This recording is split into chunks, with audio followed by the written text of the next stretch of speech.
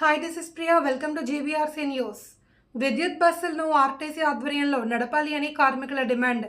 APSRTC Ramachandrapuram united workers union ఆధ్వర్యంలో శుక్రవారం మధ్యాహ్నం గేట్ మీటింగ్ నిర్వహించారు. యునైటెడ్ వర్కర్ యూనియన్ ఆధ్వర్యంలో సభ్యులు కొద్దిసేపు యూనియన్ జెండాలు, బ్యానర్ను ప్రదర్శిస్తూ ఆందోళన చేపట్టారు.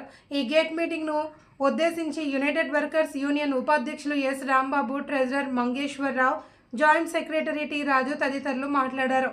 ఆర్టీసీ సంస్థ మనుగడకు ముప్పు వచ్చే పాలసీలను కేంద్ర రాష్ట్ర ప్రభుత్వాలు ప్రవేశపెడుతున్నాయని, ఆర్టీసీలో మెరుగైన సేవలను అందుబాటులోకి తేవాలనే సాకుతో కేంద్ర ప్రభుత్వం కొత్త విద్యుత్ బస్సుల పాలసీని అమల్లోకి తీసుకురావడాన్ని యునైటెడ్ వర్కర్స్ యూనియన్ తీవ్రంగా వ్యతిరేకిస్తోంది. ఆర్టీసీ సిబ్బంది ఎన్నో శ్రమలకు ఓర్చి కూడబెట్టిన ఆర్టీసీ ఆస్తులను ప్రైవేట్ పరం చేసి ప్రైవేట్ వ్యక్తులకు దారాదత్తం చేసే నిర్ణయాలను విడనాడాలంటూ నినాదాలు చేశారు. మెరుగైన సేవల పేరిట కోట్లాది రూపాయలు వెచ్చించి విద్యుత్ బస్సులను కొనుగోలు చేసి నిర్వహణ బాధ్యతలను ప్రైవేట్ వ్యక్తులకు అప్పగించడం అన్యాయమని ఆవేదన చెందారు. విద్యుత్ బస్సులను నడిపించే బాధ్యతను ఆర్టీసీ మాత్రమే అప్పగించాలి అని, ప్రైవేట్ వ్యక్తుల చేతిలో పెట్టవద్దు అని హెచ్చరించారు. ఏపీఎస్ఆర్టీసీ ఆస్తులను ఆర్టీసీ కార్మికులు ప్రజలే రక్షించుకోవాలన్నారు. ప్రజలు ఆస్తులను అన్యాక్రాంతం చేసే హక్కు ప్రజల ఓట్లతో గద్దెనెక్కిన ఏ ప్రభుత్వానికి లేదని యూనియన్ సభ్యులు తేల్చి చెప్పారు. ఈ కార్యక్రమంలో యూనియన్ అధ్యక్షులు వివివి ఎస్ నారాయణ, సభ్యులు పాల్గొన్నారు. జీవో నంబర్ 88 వెంటనే ఆర్టీసీ స్థలాల ప్రైవేటీకరణ ఆపాలి. ఆర్టీసీ స్థలాల ప్రైవేటీకరణ ఆపాలి. ఆర్టీసీ స్థలాల ప్రైవేటీకరణ ఆపాలి. పోరాడతాం ఆర్టీసీ ప్రైవేటీకరణ నిలుపుదల చేసే వరకు పోరాడతాం. ఆర్టీసీ స్థలాల ప్రైవేటీకరణ ఆపే వరకు పోరాడతాం. విద్యుత్ బస్సుల పాలసీలను కేంద్ర ప్రభుత్వం మార్చుకునే వరకు పోరాడతాం. జీవో నంబర్ 88 రద్దు చేసే వరకు పోరాడతాం. నిలుపుదల చేయాలి. ఆర్టీసీ బస్ స్టాండ్ ప్రైవేటీకరణ చేసే విధానాన్ని నిలుపుదల చేయాలి. ఆర్టీసీ బస్ స్టాండ్ ప్రైవేటీకరణ చేసే విధానాన్ని, ఆర్టీసీ స్థలాలను ఆర్టీసీ స్థలాలను ప్రైవేటీకరణ చేసే విధానాన్ని వెంటనే ఆర్టీసీ స్థలాలను ప్రైవేటీకరణ చేసే విధానాన్ని వెంటనే 88 వెంటనే రద్దు చేయాలి. జీవో నెంబర్ 88 వెంటనే కామ్రేడ్స్, నా పేరు ఎస్ఆర్ బాబు. RS485 ఆర్టీసీ రామచంద్రపురం డిపోలో కండక్టర్. నేడు కేంద్ర ప్రభుత్వాలు అయితే, రాష్ట్ర ప్రభుత్వాలు అయితే, ప్రభుత్వ రంగ సంస్థలన్నీ కూడా మెరుగైన సేవల నెపంతో ప్రైవేటు వారికి అప్పగించి వాటిని నిర్వీర్యం చేసే పద్ధతులను అవలంబిస్తున్నారు. ఏ ప్రభుత్వం అయినా మన సామాన్య మానవుడికి వైద్యం, విద్య, రవాణా తప్పకుండా కల్పించాలి.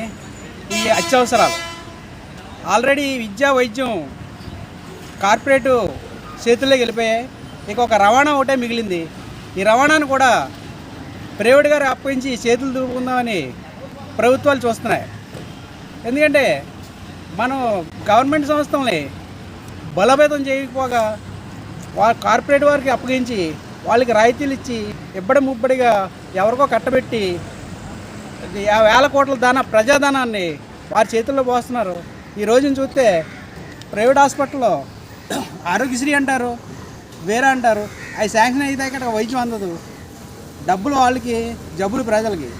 అదే గవర్నమెంట్ విధానంలో హాస్పిటల్ని మెరుగుపరిచి మెరుగైన సేవలు అందింతే వెంటనే వైద్యం జరిగి చాలా ప్రాణాలు కాపాడే అవకాశం ఉంటుంది. అలాగే విద్య కూడా దపదపాలుగా ప్రైవేట్ వారి చేతుల్లో వెళ్ళిపోయింది. గవర్నమెంట్ స్కూళ్ళు ఈ రోజున మూతపడే తీసుకొచ్చేసినాయి. చాలా ఊళ్ళో గవర్నమెంట్ స్కూళ్ళు కూడా కొన్ని మూసేశారు.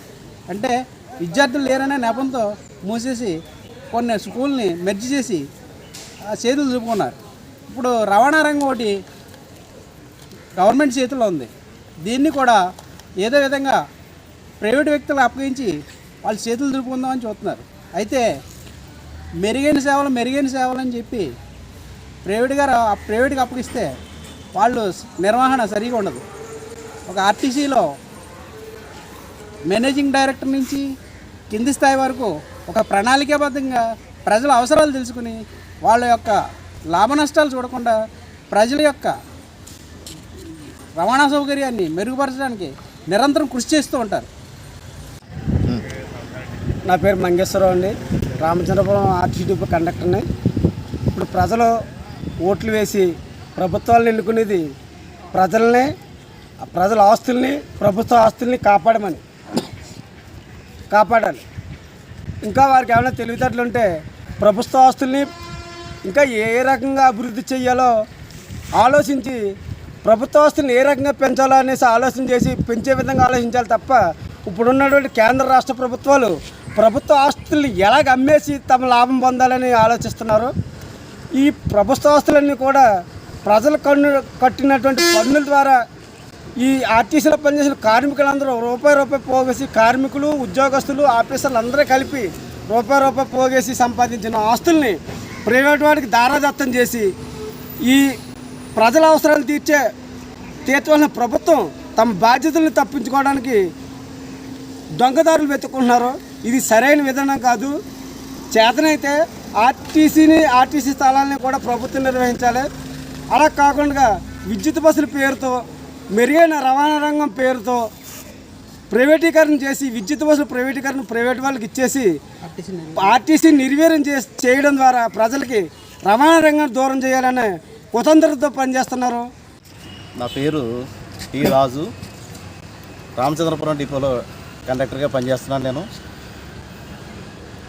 ఈ యొక్క జీవో నెంబర్ 88ని తీసుకొచ్చడం ద్వారా ప్రభుత్వం తన యొక్క ప్రైవేటీకరణ యొక్క విధానాన్ని ప్రజల్లోనూ కార్మికుల్లోనూ దీన్ని అమలు చేయడం ద్వారా ప్రజల్ని, కార్మికుల్ని ఎంతో విధంగా ఆందోళనకు గురి చేస్తున్నారు. ఈ బస్సు అనేది మొట్టమొదటిగా నైజాం యొక్క పరిపాలనలో వచ్చినటువంటి బొగ్గు బస్సు నుండి డీజిల్ బస్సు వరకు, నేటి కాలం వరకు, నేటి టెక్నాలజీ ప్రకారంగా దీన్ని ఎంతో డెవలప్ చేసి ఆంధ్రప్రదేశ్ యొక్క ఈ రవాణా సంస్థని ఆసియాలో నెంబర్ 1, నెంబర్ 2గా మరి దీన్ని గుర్తించడం జరిగింది.